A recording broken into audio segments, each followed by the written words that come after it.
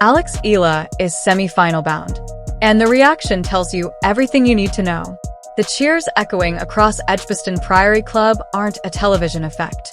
They're real, they're loud, and they're unlike anything this historic venue has experienced in its long history.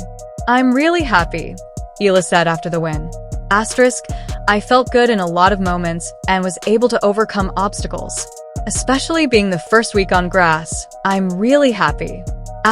Thousands of miles away from the Philippines, yet for a few hours in Birmingham, England sounded remarkably like Manila. The source of that energy is Alex Eala. At just 21 years old, she has become the center of a movement that extends far beyond tennis. And now she faces a challenge that makes this story even more compelling. Because standing across the net is one of the few players who knows what it feels like to beat her when it mattered most. But before we get to that matchup, there's a detail that changes the entire picture. Eala entered Birmingham as the #1 seed. Yet her world ranking sits outside the top 30. That isn't a mistake.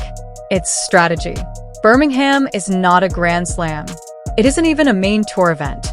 It's a WTA 125 tournament. A carefully chosen stop on the road to Wimbledon. Every ranking point available this week carries enormous value. Because the gap between Eala and a coveted Wimbledon seeding position is small enough to measure match by match. Every victory pushes her closer. Every round suddenly matters more. This tournament isn't simply preparation for Wimbledon. It's part of the battle to shape her Wimbledon draw before she ever steps onto those famous courts. That's why this quarterfinal carried so much weight. And that's why the opponent across the net demanded respect. To understand the rivalry, rewind to November 2024. Takasaki, Japan.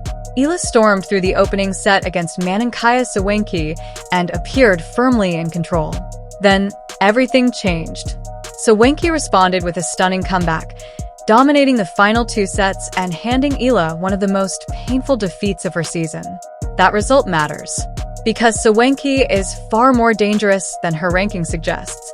She's a former top 100 player, Thailand's former #1, a Grand Slam main draw competitor, and a proven WTA 125 champion. The ranking may fluctuate, the talent does not.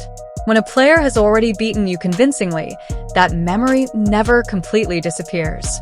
It follows both competitors into the next meeting, which makes what happened 1 year later even more remarkable. December 2025. SEA Games Final. Bangkok, Thailand. Sawenki's home crowd. Sawenki's home country. Sawenki's biggest stage. And Alex Eala delivered one of the most dominant performances of her career. A straight sets victory. Total control. Complete silence from a crowd that desperately wanted a different outcome. For Sawenki, it was devastating. For Eala, it was historic. That gold medal ended a 26-year drought for the Philippines in women's singles competition.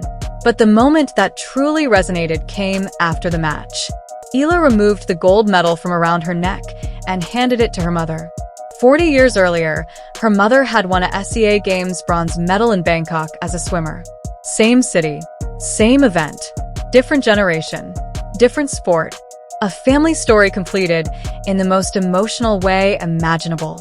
Moments like that explain why fans connect with her so deeply. This isn't only about rankings or trophies. It's about history. It's about representation. It's about possibility. Now the rivalry has arrived in England, and the atmosphere has completely flipped. In Bangkok, Sawenki had the crowd. In Birmingham, the crowd belongs to Eala. What should have been a routine WTA 125 quarterfinal suddenly felt much bigger. Filipino supporters packed the grounds. The noise became impossible to ignore. Even tournament coverage began highlighting the visible presence of Filipino fans throughout the venue. That kind of attention is rare. That kind of support is rare. And it demonstrates how rapidly Eala's influence is growing. Yet none of that changes the reality of the challenge ahead. Sawenki's ranking might not reflect her true level. Her results certainly don't. Earlier this season, she captured the WTA 125 title in Mumbai, completing a redemption story after falling short in the same event the year before. Then she arrived in Birmingham and immediately started building momentum. Win after win. Confident tennis. Growing belief. The ranking beside her name may suggest underdog status. Her performances suggest something very different. That's what makes this semi-final so fascinating. Alex Eala enters with the crowd behind her. She enters without dropping a set all week. She enters as the tournament favorite. But favorites carry pressure. And that pressure grows heavier with every round. Now, she isn't simply playing for a place in the final. She's playing for ranking points, for Wimbledon positioning, for another chapter in a remarkable season. And perhaps most importantly, she's playing against a player who already knows she can beat her. The stakes could hardly be higher. The atmosphere could hardly be louder. And somewhere inside that packed Birmingham venue, two players are preparing to add another chapter to a rivalry that has already produced unforgettable moments. Only one of them will move one step closer to the title. And only one of them will keep the Wimbledon dream fully alive. The momentum behind Alex Eala extends far beyond rankings and tournament results. When she reached a career-high ranking earlier this season, even the academy founded by one of tennis' greatest champions took notice. The system that helped shape future stars publicly celebrated her rise, a signal that people inside the sport are beginning to view her as more than a promising prospect. Elite tennis institutions do not attach their reputation to temporary stories. They invest in players they believe can shape the future of the sport. The public has made its position clear as well. Ahead of this quarterfinal, fan predictions overwhelmingly favored Eala. The vast majority of supporters expected the Filipina to advance. On paper, the verdict seemed almost unanimous. But tennis has never been decided on paper. And underdogs have built entire careers proving that percentages don't win matches. Players do. That's what makes this contest so fascinating. The significance stretches beyond rankings, beyond Birmingham, and even beyond Wimbledon. Look at the geography of the matchup. A Filipina, A tie. competing deep in a professional grass court event in England. For decades, the center of the tennis universe has revolved around Europe, North America, and Australia. Southeast Asian players have often been treated as outsiders looking in. Now two representatives from the region are battling under the spotlight, carrying the hopes of millions of fans who rarely get to see themselves represented on stages like this. That alone makes the moment historic. And the stakes continue to rise. If Eala secures the ranking points she needs during this grass court swing, she could achieve something no Filipino player has accomplished in the Open era. A Wimbledon seeding. Not a wild card. Not a qualifier. A seed. The type of position that changes a tournament before the first ball is struck. Protected draws. Greater opportunity. A clearer path through the opening rounds. The kind of advantage that can transform a promising run into a career-defining breakthrough. The road begins here. And every game matters. Yet the pressure isn't one-sided. For Manangkaya Sawenki, this tournament carries its own significance. Every victory pushes her closer to reclaiming the ranking position many believe reflects her true level. Every round represents another step back toward the top tier of the sport. Both players have arrived at the same destination through very different journeys. And now those journeys collide. What makes Eala's recent rise even more impressive is how quickly she has responded to adversity.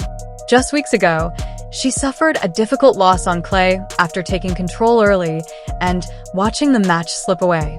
Many players carry defeats like that into the next tournament. Some spend weeks trying to recover their confidence.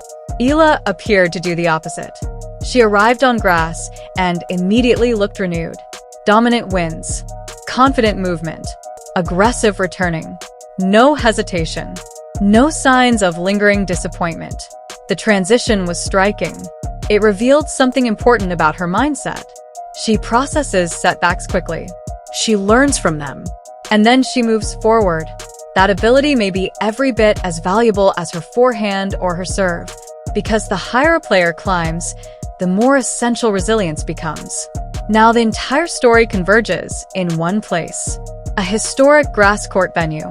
A Wimbledon dream within reach.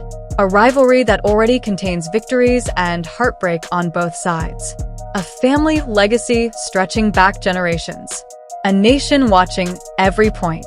And an opponent who refuses to believe she is supposed to lose. Nothing about this matchup is simple. Nothing about it is guaranteed.